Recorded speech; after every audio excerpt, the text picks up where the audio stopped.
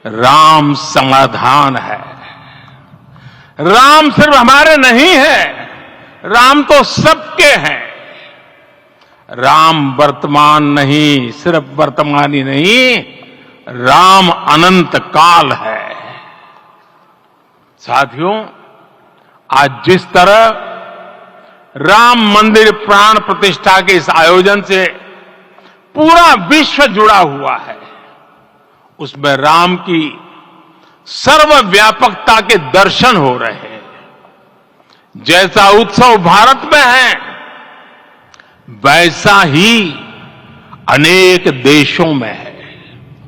आज अयोध्या का यह उत्सव रामायण की उन वैश्विक परंपराओं का भी उत्सव बना है। रामलला की प्रतिष्ठा वसुधैव कुटुंबकम के विचार की भी प्रतिष्ठा है। साथियों, आज अयोध्या में केवल श्री राम के विग्रह रूप की प्राण प्रतिष्ठा नहीं हुई है, ये श्री राम के रूप में साक्षात भारतीय संस्कृति के प्रति अटूट विश्वास की भी प्राण प्रतिष्ठा है। ये साक्षात मानवीय मूल्यों और सर्वोच्च आदर्शों की भी प्राण प्रतिष्ठा है। इन मूल्यों की, इन आदर्शों की आवश्यकता आज संपूर्ण विश्व को है। सर्वे भवन्तु सुखिनः, ये संकल्प हम सदियों से दोहराते आए हैं। आज उसी संकल्प को राम मंदिर के रूप में साक्षात आकार मिला है। ये मंदिर मात्र एक देव मंदिर नहीं है, ये भारत की दृष्टि का, भारत के दर्शन का, भारत के दिग्दर्शन का मंदिर है। ये राम के रूप में राष्ट्र चेतना का मंदिर है। राम भारत की आस्था है, राम भारत का आधार है, राम भारत का विचार है, राम भारत का विधान है, राम भारत की चेतना है, राम भारत का चिंतन है, राम भारत की प्रतिष्ठा है, राम भारत का प्रताप है, राम प्रवाह है, राम प्रभाव है, राम नेति भी है, राम नीति भी है, राम नित्यता भी है, राम निरंतरता भी है, राम विभु है, विशद है, राम व्यापक है, विश्व है, विश्वात्मा है। और इसलिए जब राम की प्रतिष्ठा होती है तो उसका प्रभाव वर्षों या शताब्दियों तक ही नहीं होता, उसका प्रभाव हजारों वर्षों के लिए होता है। महर्षि वाल्मीकि ने कहा है, राज्यम 10 सहस्त्राणि प्राप्य वर्षाणि राघव, अर्थात राम 10,000 वर्षों के लिए राज्य पर प्रतिष्ठित हुए, यानी हजारों वर्षों के लिए राम राज्य स्थापित हुआ। जब त्रेता में राम आए थे तब हजारों वर्षों के लिए राम राज्य की स्थापना हुई थी। हजारों वर्षों तक राम विश्व पथ प्रदर्शन करते रहे थे। और इसलिए मेरे प्यारे देशवासियों, आज अयोध्या भूमि हम सभी से, प्रत्येक राम भक्त से, प्रत्येक भारतीय से कुछ सवाल कर रही है। श्री राम का भव्य मंदिर तो बन गया, अब आगे क्या? सदियों का इंतजार तो खत्म हो गया, अब आगे क्या? आज के इस अवसर पर जो दैवीय आत्माएं हमें आशीर्वाद देने के लिए उपस्थित हुई हैं, हमें देख रही हैं, उन्हें क्या हम ऐसे ही विदा करेंगे? नहीं, कदापि नहीं। आज मैं पूरे पवित्र मन से महसूस कर रहा हूं कि काल चक्र बदल रहा है। ये सुखद संयोग है कि हमारी पीढ़ी को एक कालजयी पथ के शिल्पकार के रूप में चुना गया है। 1000 वर्ष बाद की पीढ़ी राष्ट्र निर्माण के हमारे आज के कार्यों को याद करेगी। इसलिए मैं कहता हूं यही समय है, सही समय है। हमें आज से इस पवित्र समय से अगले 1000 साल के भारत की नींव रखनी है। मंदिर निर्माण से आगे बढ़कर अब हमें सभी देशवासी यही इस पल से समर्थ, सक्षम, भव्य, दिव्य भारत के निर्माण की सौगंध लेते हैं।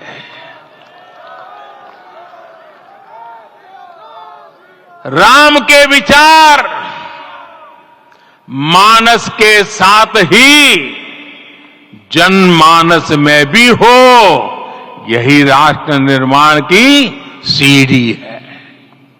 साथियों, आज के युग की मांग है कि हमें अपने अंतःकरण को विस्तार देना होगा। हमारी चेतना का विस्तार देव से देश तक, राम से राष्ट्र तक होना चाहिए। हनुमान जी की भक्ति, हनुमान जी की सेवा, हनुमान जी का समर्पण, ये ऐसे गुण हैं जिन्हें हमें बाहर नहीं खोजना पड़ता।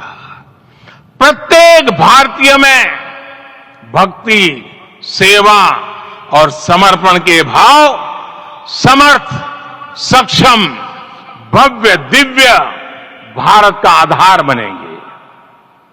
और यही तो है देव से देश और राम से राष्ट्र की चेतना का विस्तार।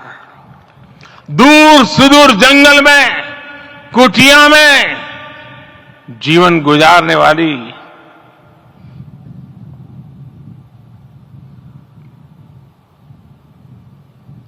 मेरी आदिवासी मां शबरी का ध्यान आते ही अप्रतिम विश्वास जागृत होता है। मां शबरी तो कब से कहती थी, राम आएंगे।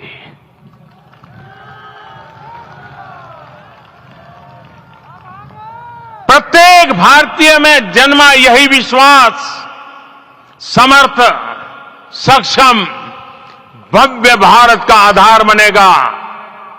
और यही तो है देव से देश और राम से राष्ट्र की चेतना का विस्तार। हम सब जानते हैं कि निषाद राज की मित्रता सभी बंधनों से परे है।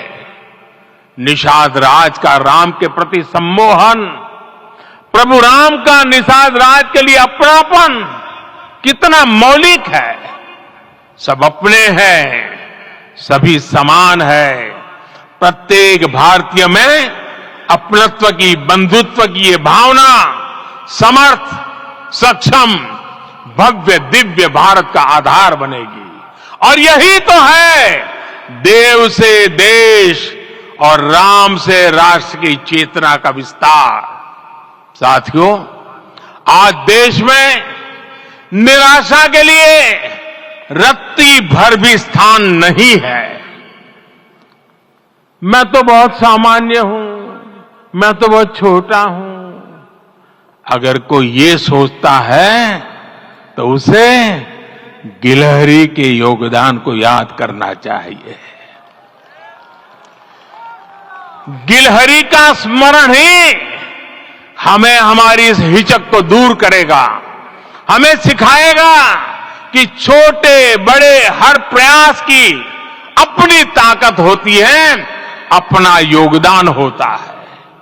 और सबके प्रयास की यही भावना समर्थ, सक्षम, भव्य, दिव्य भारत का आधार बनेगी।